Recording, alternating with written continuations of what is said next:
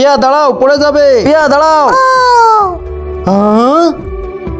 Sorry বাবা, আমাকে মাফ করে দাও। দুষ্টু মেয়ে, কোনো মাফ করা হবে না, তোকে সাজা পেতেই হবে। আমি তোকে অভিশাপ দিচ্ছি, তুই পাথর হয়ে যাবি।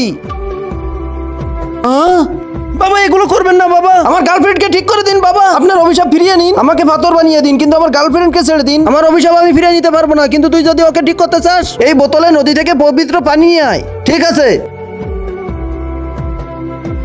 দাঁড়াও।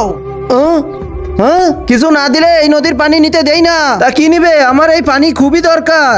এর জন্য তোকে এক প্রশ্নের উত্তর দিতে হবে। তাহলে তাড়াতাড়ি বলো। তাহলে বল, তুই এই পানির বোতলে কি দিবি?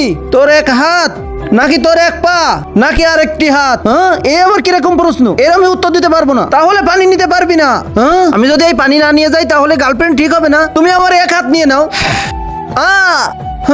এবার ভরে নে পানি।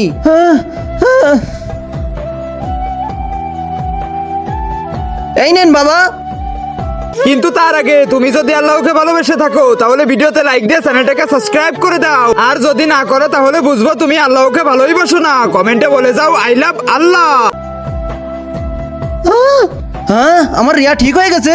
হ্যাঁ বেবি। আরে বাবা, আপনি তো এই লাঠি দিয়েই ঠিক করে দিলেন, তাহলে এই পানি কিসের জন্য?